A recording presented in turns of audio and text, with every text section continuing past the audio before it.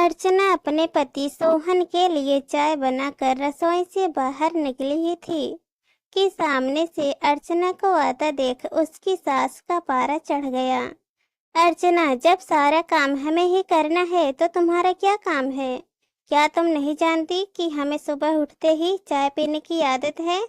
अर्चना, हाँ माँ जी, मैं आ ही रही थी, लेकिन सोहन को जल्दी दफ्तर के लिए निकलना था तो उनके लिए टिफिन पैक कर रही थी, इसीलिए समय लग गया। अर्चना, बस हर बात में बहाना पहले ही तैयार रहता है। अर्चना को शादी करके आए अभी सिर्फ 2 महीने ही हुए थे। यहाँ आकर उसे ऐसा लगने लगा था जैसे किसी जेल में आ गई हो। उसे कहीं जाना हो तो सासू माँ से परमिशन लेनी पड़ती थी। कोई गलती हो जाए तो सजा भुगतना पड़ता था। सास, ससुर और पति तीनों ही उसका विरोध करते थे। कभी कभी तो मन करता कि यहाँ से भागकर अपने पापा के घर चली जाए, लेकिन पापा को हार्ट की बीमारी है। यह सब उन्हें पता चला तो न जाने क्या अनर्थ हो जाएगा। यही सोचकर सब बर्दाश्त करती रहती थी। अर्चना ने जल्दी जल्दी सबके लिए खाना बनाया। उसके बाद सोहन का कपड़ा अलमारी से निकाल ही रही थी कि तभी सोहन ने आवाज लगाई, अर्चना, क्या कर रही हो? इतना समय नहीं है मेरे पास, जरा सा लेट पहुंचो तो ऑफिस में सुनना पड़ता है। सोहन की एक एक बात इस बात की तरफ इशारा कर रहा था कि अर्चना के पिता ने बाइक नहीं दी थी, लेकिन वह अब सब सुन लेती है। पिता को कैसे बताए कि जिन्हें आपने उसका जीवन साथी चुना था वह पैसों का लालची है। एक दिन शाम को सोहन जब घर आया तो उसने अपने पापा से बात की। पापा, अब मुझसे नौकरी नहीं होती। ओ, आपके पुराने दोस्त रामलाल जी कपड़ों की दुकान पर रहते हैं तो मैं भी चाहता हूँ कि मैं भी वही काम शुरू करूँ। पापा, लेकिन बेटा, उसके लिए तो कम से कम 50,000 रुपए चाहिए होंगे। ओ, कहाँ से आएंगे? सोहन ने कहा कि वही सोच रहा हूँ। तभी अर्चना कॉफी बनाकर लाती है। सोहन अर्चना से कहता है, तुम अपने पापा से कुछ पैसे उधार ले सकती हो। अर्चना का सब्र जवाब दे चुका था। रोज रोज के तानों से दुखी होकर उसने जवाब दिया, अर्चना, सोहन, मेरे पिता के भरोसे मत रहना। उन्होंने मेरी शादी करके अपना फर्ज पूरा कर दिया। अगर आपको नौकरी करने में परेशानी है तो मुझे जॉब करने दीजिए, दोनों मिलकर कमाएंगे। यह सुनकर सोहन गुस्सा हो गया। सोहन, यह क्या बकवास कर रही हो? ज्यादा जुबान चलने लगी है। अर्चना, सोहन, मैं बहुत बर्दाश्त कर चुकी हूँ, इसलिए मैंने जॉब करने का फैसला किया है। सोहन, नहीं, हमारे घर में यह सब नहीं होता।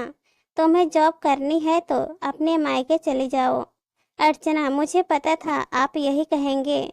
मैंने वकील से बात कर ली है, मैं जल्द ही तलाक ले लूंगी। यह सुनकर सोहन और उसके पिता आश्चर्यचकित हो गए कि तभी अर्चना की सास वहां आ गई। देख लिया बहू को सिर पर चढ़ाने का नतीजा?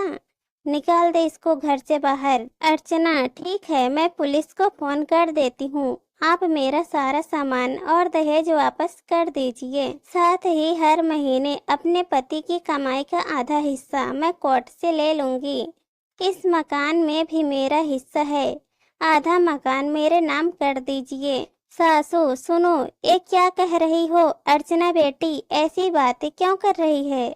आज के बाद हम तुझसे कभी कुछ नहीं कहेंगे, तू अपने कमरे में जा।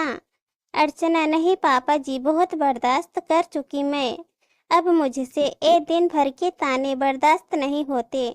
आप लोग इतने लालची होंगे, ये मैंने कभी सपने में भी नहीं सोचा था। शकुंतला, इसके बाप को फोन करके बुलाइए। इसके मुंह लगने से अच्छा है उनसे ही बात करते हैं। अर्चना, माँ जी, मेरे पिता हार्ट के मरीज हैं। अगर इस बात को सुनने के बाद उन्हें कुछ हो गया तो इसकी जिम्मेदारी आप लोग होंगे। सोहन, ये तुम्हें क्या हो गया है? आज से पहले तो तुमने कभी ऐसे बातें नहीं की। अर्चना, मैं आज तक आपके और मम्मी पापा जी के हर ताने को बर्दाश्त करती रही। 2 लाख रुपए मेरे पापा ने शादी में खर्च किए, फिर भी आपको बाइक चाहिए। बिजनेस करने के लिए पैसा चाहिए। अर्चना ने अपना सामान पैक किया और घर से निकल गई। जाने से पहले कहा कि तलाक का नोटिस आपको मिल जाएगा, आप उस पर साइन कर देना। अर्चना वहां से निकल गई, अपनी एक फ्रेंड के घर पर पहुंच गई। एक दिन पहले उसी ने उसे हक के साथ अपना आत्मसम्मान बचाने के लिए समझाया था। अर्चना फ्रेंड अमृता, मैं आ तो गई हूँ, लेकिन अब आगे क्या होगा? अमृता, चिंता मत कर, मैंने बात कर ली है, मेरे कंपनी में जगह खाली है। कल से तू जॉब करेगी और मेरे साथ रहेगी। 2 महीने तक जॉब करने के बाद अर्चना एक दिन अपने घर जाती है और पिताजी को सारी बात बताती है। उसकी बात सुनकर उसके पिता कहते हैं, अरे बेटा, तूने मुझे क्यों नहीं बताया? अर्चना ने कहा, पापा, आपने मेरे लिए बहुत कुछ किया है, अब मैं आपको परेशान करना नहीं चाहती थी। पिता, बेटी, मैं इतना कमजोर नहीं हूँ, तो चिंता मत कर, घर आ जा। अर्चना, नहीं पापा, मुझे कुछ समय दीजिए, मैं अपने पैरों पर खड़ी होना चाहती हूँ। कुछ ही महीने केस चलने के बाद सोहन और अर्चना का तलाक हो जाता है।